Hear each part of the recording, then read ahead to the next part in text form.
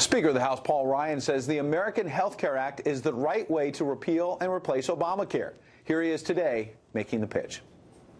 Lower costs, more choices, not less, patients in control, universal access to care. These are the four driving principles that we are focused on: lowering the costs, giving people more choices, having patients in control, and universal access to care. Let me walk you through how exactly we propose to do this. The Speaker insists he can get the bill through Congress, but apparently a lot of Republican senators did not get that memo. The biggest critic is Senator Rand Paul of Kentucky, who says the bill is dead on arrival and will destroy the party in 2020 if it's passed. Senator Paul joins us now. It's good to see you. Well, you know, he left out a few things in the press conference. He left out that he keeps the Obamacare taxes for a year. Then he keeps the Cadillac tax forever. He keeps the Obamacare subsidies, but renames them, you know, tax credits. He keeps the individual mandate, but you don't pay the government the penalty. You got to pay the insurance company the penalty, and then he also. But they would say there's a transition.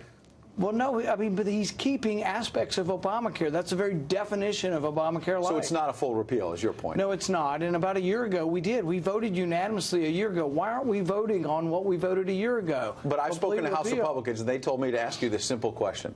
You want to repeal it. What happens after that? You do a full repeal. They say the market collapses, and you really do have a death spiral. And then you, Senator Paul, you own that death spiral. Yeah, no, I'm for replacing at the same time. But how do you replace it immediately, though? Well, in a separate bill. I've written the bill. And the bill is, interestingly, mostly Tom Price's ideas. So it's interesting that you have Paul Ryan on one side saying, I have Tom Price's ideas, and then you have Rand Paul on the other side saying, I have Tom Price's idea. And it's kind of true. But we don't like the refundable tax credits that came from Tom Price, but we do like health care associations where you can join like a buying pool or a group to bring down prices. This is part of the answer because the 11 million people in the individual market, their premiums are going through the roof. So you got to let them join a buying pool. But House Republicans say the premiums are going to spike even more once you repeal it altogether. Well, that's why you replace it. And what you replace it with are market reforms. We get rid of the mandates, which I think Paul Ryan would agree with. You expand health savings accounts, and then you expand health care associations. These associations are like co-ops or buying pools. All great ideas, but House Republicans also tell me that you can't get to 60 votes with that, so it's not going to go anywhere.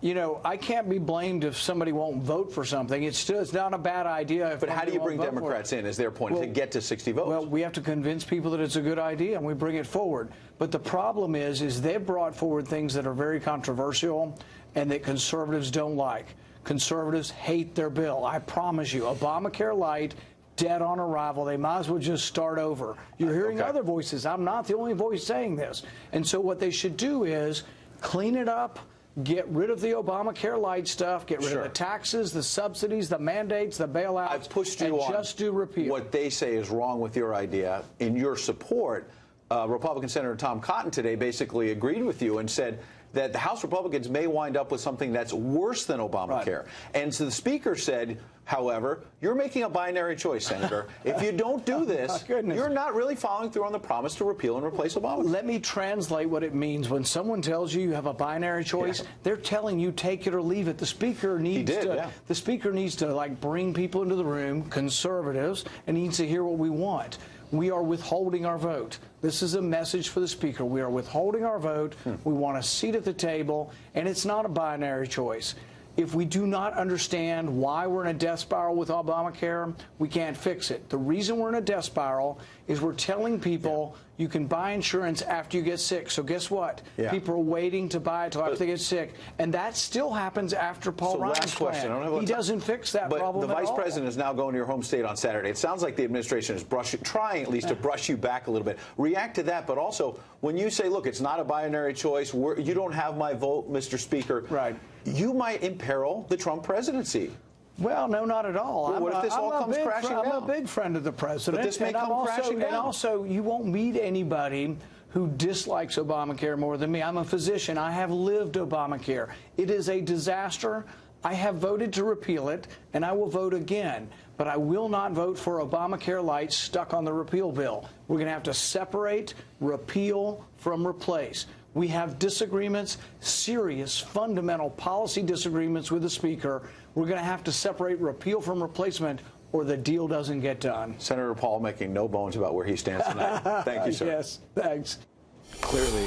Clearly, there's a long way to go. We're almost 50 days into the Trump presidency. Who's the big winner of the first month and a half? Apparently, First Lady Melania Trump. A new CNN poll finds 52% of Americans have a favorable view of the First Lady. That's 16 points higher than her approval when her husband was inaugurated. She's also a lot more popular than her husband. And 32% of the country disapproves of Melania somehow. 12% have no opinion. And 3% of people apparently live under a rock and have never heard of the First Lady.